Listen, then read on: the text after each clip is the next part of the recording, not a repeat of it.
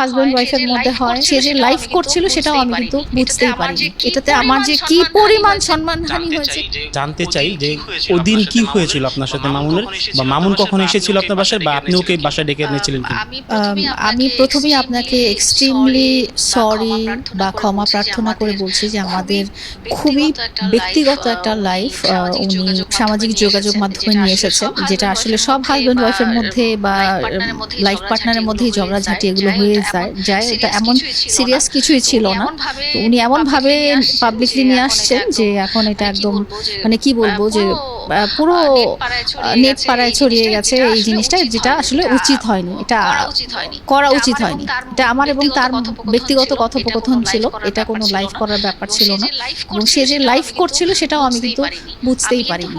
আমি কিন্তু পরে দেখেছি যে সে লাইভ করেছে। আমি প্রথম ভেবেছি কি সে হয়তো এমনি ক্যামেরা ধরে মোবাইল ধরে রেখেছে বা এটা সেটা, বা মোবাইলে সে কিছু দেখছে বা ভিডিও করছে বা চিৎকার করছিল। যখন ঝগড়াঝাটি সব পরিবারে হয়, সব হাজব্যান্ড ওয়াইফের মধ্যে হয়, সব বয়ফ্রেন্ড গার্লফ্রেন্ডের মধ্যে হয়, ভাই বোনের মধ্যে হয়, পরিবারে ঝগড়াঝাটি হয়। এটা ঝগড়াঝাটিটা লাইভে নিয়ে আসার মতো কিছু না।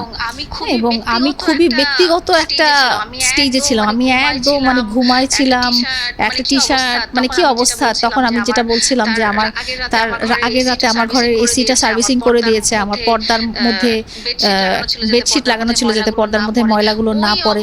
ওই অবস্থায় সে পুরো ঘর, পুরো বাসা এবং মানে একদম ব্যক্তিগত মানুষের যে একদম খুবই ব্যক্তিগত থেকে ব্যক্তিগত লাইফটা সে লাইভের মধ্যে শেয়ার করেছে, এবং যেটা এত মিলিয়ন লোক দেখেছে। এটাতে আমার যে কি পরিমাণ সম্মানহানি হয়েছে সেটা বোঝার মতো।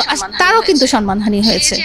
সে যে একটা ঝগড়ার ব্যাপারটা যে সে এইভাবে করে বলছে।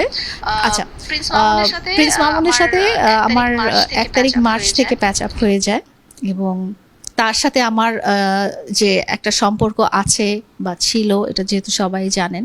এই বাসাটা আমি এবং প্রিন্স মামুন প্রথম থেকেই থাকা শুরু করি। সো এই বাসার সব কিছুই ওর ওর ওর জামা কাপড় এখনো আছে, জুতা এখনো আছে, এবং ঝগড়াঝাটি মিটমাট হয়ে যাওয়ার পর থেকে ওই বাসাটাতে থাকা শুরু করে, থাকে।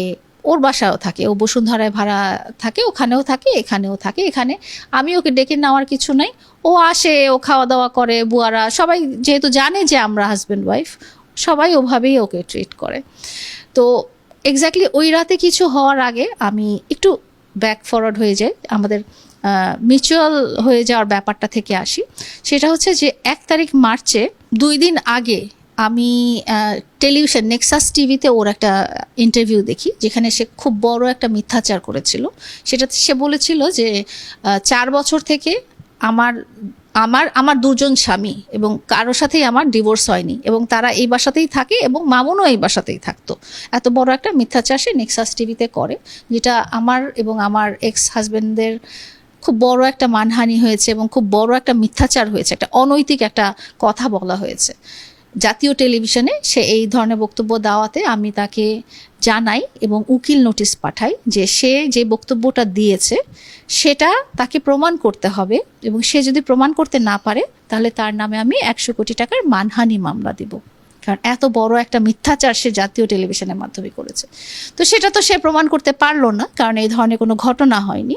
তো তৃতীয় দিনের দিনই সে আমার সাথে 1 তারিখে তার যে বিজনেস পার্টনার মাসুদ ভাই, ওর সাথে করে সে আমার সাথে যোগাযোগ করলো এবং বলল যে আসো আমরা সব মিটমাট করে ফেলি, আমরা আগের মতো সব ঠিকঠাক করে ফেলি, কিন্তু পাবলিক করব না, যেহেতু আমাদের ব্যক্তিগত লাইফটা ব্যক্তিগত থাকবে, পাবলিকলি আমরা আনবো না, পাবলিকলি আমরা কোলাবোরেশন পার্টনার হিসেবে থাকবো, আর তুমি মামলাগুলো তুলে নিও।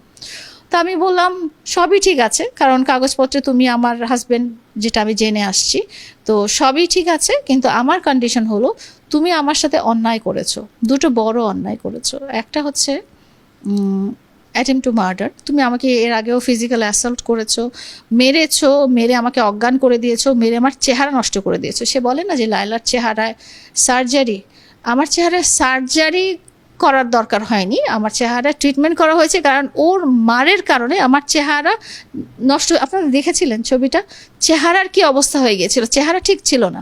প্রতিবারই সে আমার মুখে মারে, প্রতিবারই সে আমাকে কিন্তু মুখে মারে, চেহারা নষ্ট করে দিতে চায় আমার।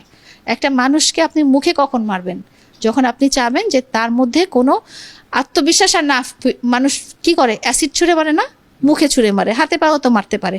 মামুন আমাকে হাতে পায়েও মারতে পারতো, কিন্তু মামুন না সবসময় মুখে মেরেছে, যাতে সে চায় যে আমি দুনিয়ার মানুষের সামনে না আসতে